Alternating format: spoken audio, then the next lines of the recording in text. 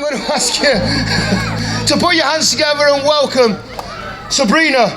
And she's going to come and tell us her story of how Jesus Christ changed her life. Thank you. Hello, everyone. So basically, I first started coming to church, it was about 10 years ago now, something like that. But when I first started coming to church, I wasn't looking for God. And a lot of people here aren't actually looking for God. That's not why you've come, it's a nice day out. And I was the same. I started going to church because I fancied Adam. That's what happened. And he told me his dad was the pastor, so how could I not go? I wanted brownie points off his family, so you've got to go, haven't you? But then it ended up being the best thing of my life, because as I started going more and more and listening to what was being preached about, it all made sense, you know. And then I invited Jesus into my life, and you get this amazing feeling. It's just the joy that you can't describe. And then you think, right, my life's set, like it's amazing. I'm like, you're on cloud 9, you've got God in your life. And then you think that's it now, you'll have no more problems, you know, you'll have no issues, your life will be just straight and easy. But that's not the case, as I found out, because we live in a fallen world. That's where we live, you know, and we can blame things on God, but it's not God doing them. And you know, we have to learn this, we have to accept this. So after I gave my life to Jesus, a bit later on, my mum died. I was 19 and I found her. It was a horrific time in my life. You know, at 19 to lose your mum, it's awful.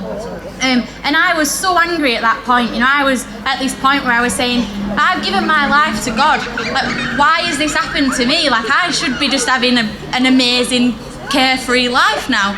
And you know, and I was so angry, and I would just sit in my room and shout at him. I'd call him all the names under the sun. I'd be screaming at him, and I'd just be going absolutely crazy. I was so angry. You know, Adam would get a few phone calls, and I'd be blaming him as well, saying, you took me to church, and this is all on you.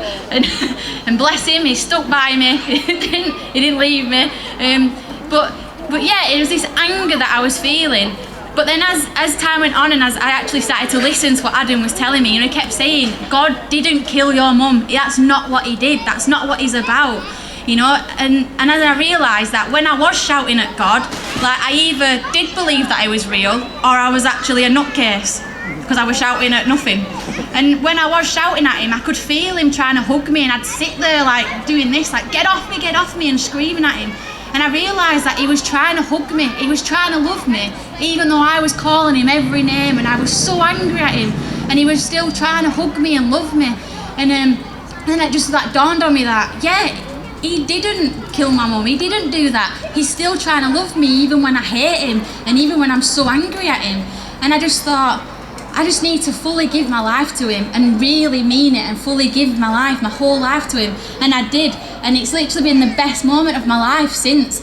You know, and yeah, we still get problems and things like that, and bad things happen because of the world we live in, but I've got the strength that I never had before. You know, I can get through anything, and I have this strength and this, you know, this almighty power that's just with me all the time. You know, and it helps me through things. Like, there's things that have happened to me where, you know, he's been in my car and stopped me from crashing my car, and he's like moved my feet off the accelerator onto my brake pads. Like, it's just amazing what he does. And I just can't encourage people enough just to grab hold of this, because he's also stood next to you, trying to hug you, trying to love you.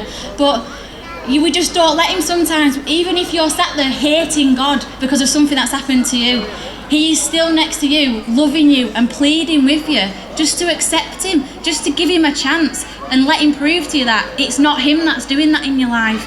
It's the world that we live in, it's the people that we live in, you know, where you know, the bad people are in the world. So I can't encourage you enough just to give him a chance, just to go for it, because trust me, you'll have this amazing feeling like I did, and you will never regret it, because every Christian that gets on this stage will tell you that they will never regret meeting God. So I couldn't encourage you enough, just give him a chance and go for it. Sabrina, back over there a minute. Would you say that meeting Jesus has been the most important meeting that you've ever had in your life? Definitely. Why?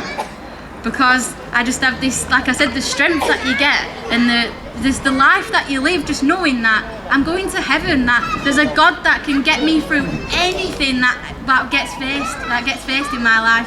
I can just get through it all.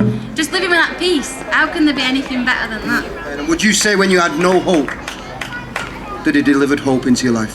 Definitely. Even when I hated him and I'd have thought there were no hope, he still delivered it. That's right. Now, God is a God who never gives up on us.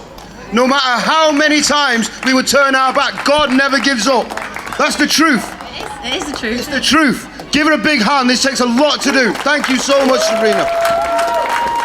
Our God is a God who never gives up on us. This is good news, folks. This is good news, people of Smallbridge. Jesus Christ is here for us hopeless, for the broken, for the people who need a fresh start, for the people who need a new chance, for the people who are bound up in addictions, for the people who need to be set free. Come tonight, meet with a God who is interested in you. Come tonight, meet with a God who wants to know you. Come tonight, meet with a God who cared so much, he laid his own life down for us.